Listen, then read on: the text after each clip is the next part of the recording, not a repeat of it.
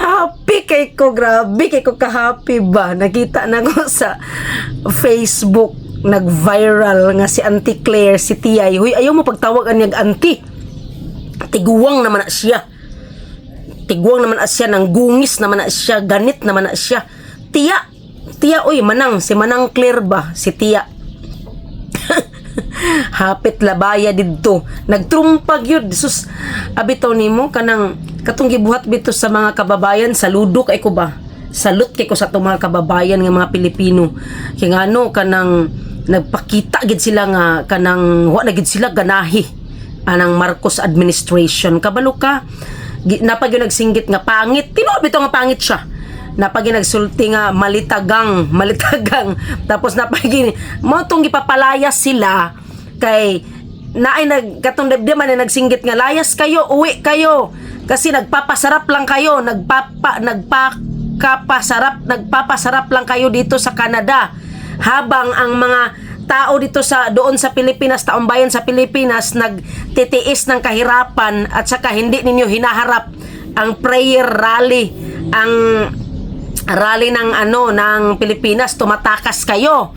Oh, tapos nag-reels pa si Auntie Claire dito, si Tia Claire, nag-reels pa siya. Habang nag-reels, abi siguro magpa-picture ang mga tao sa iya. Gitrumpahan naman dahil siya nga. Pakisabi ng presidente mo ni BBM na kanang ganon, di ba? Yun. Tapos sabi nung malitagang, di ba, gilakaw man siya. Nagkatawa-katawa pa siya, sarcastic ayang katawa. Nagkatawa-katawa pa siya, malitagang, pangit. Oh, layas kayo, nagpakasarap lang kayo dito sa Canada, habang ang mga Pilipino doon nagulaid sa kalisod, nagtitiis ng kahirapan. Oh, muna dia Auntie Claire, muna dia Manang Claire, Tiya, dili pa na maugaba raman ninyo, naapay gaba nga dako ninyo, naapay karma nga dako kay ninyo, abim ninyo og giganahan pa ang mga tao sa inyo, duna pay karma nga dako kayo nga inyong kanang maangkon, inyong matagamtaman. Wala na ganahi ang mga tao sa inyo, uy. Ginuko inyo, feeling na lang na ninyo nga giganahan pa ang mga tao. Dili pa na mao, sunod ana.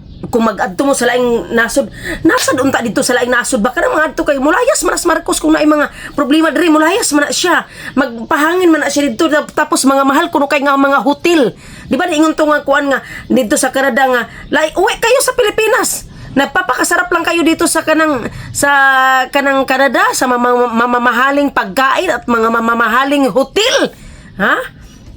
Samantala, ang mga Pilipino doon, nagtitiis ng kahirapan, kapal ng mukha ninyo. O, muna, naunta, maski sa Europe kay, ang mga Pilipino, grabe man gina mga Pilipino, manti sa Europe, Middle East, unta, tabuon, unta siya ginana. Kanang mulayas-layas, bitaw siya dinhi, may tagtabuon siya.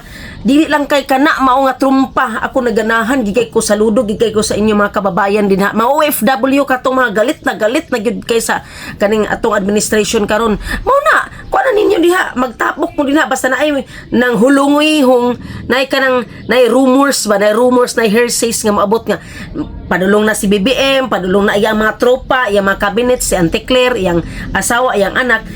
Atangin ninyo din ha, trumpahi po ninyo para dili na sila mulayas. Dito na sa Ilocos magtago, dito sa Batak, sa Ilocos na sila magtago, dito sa Lawag, dito kataga dito man na sila sa Ilocos Norte. Dito na sila magtago, di na sila mo kuan dito kanang pareha ba ito ilang papa sa una ba nga gi-freezer ba dito na sila magkulong na sila dito sa kanang presiran, no? Buhi pa sila, freezer na sila.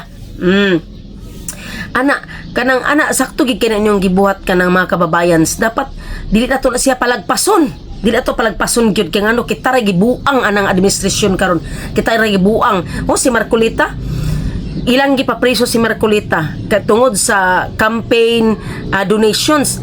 Sila di ay unsa di ay nagtuod kag wala na sila campaign donations, more than pa billions pa ng ilaha, pila ka milyon na ila ang campaign donations gapang dawaton sa mga supporter para mudagan ka, para inigdagan nimo, inigdaog nimo katuring mga tao nagsupport sa imuha doon sa luwag. Papirmahan dayon kani, pirmahin ni kay mo ni akong kuan na dayon kay ihatagaan, tagaan dayon og kanang mga item, tagaan dayon og kanang mga project sa gobyerno, tagaan dayon og kanang apilin sa cabinets, may na ba O, di ba? Mga kabinete niya, mga cabinets niya, apil diha. O, di ba? O, di ba? Na sa utak. Pero si Marcolita nga inyo manggikuan og kanang gigason ng Flander. Kay ngano kay nana impeachment trial. O, mao na karon diha na kabog tek-tek ninyo.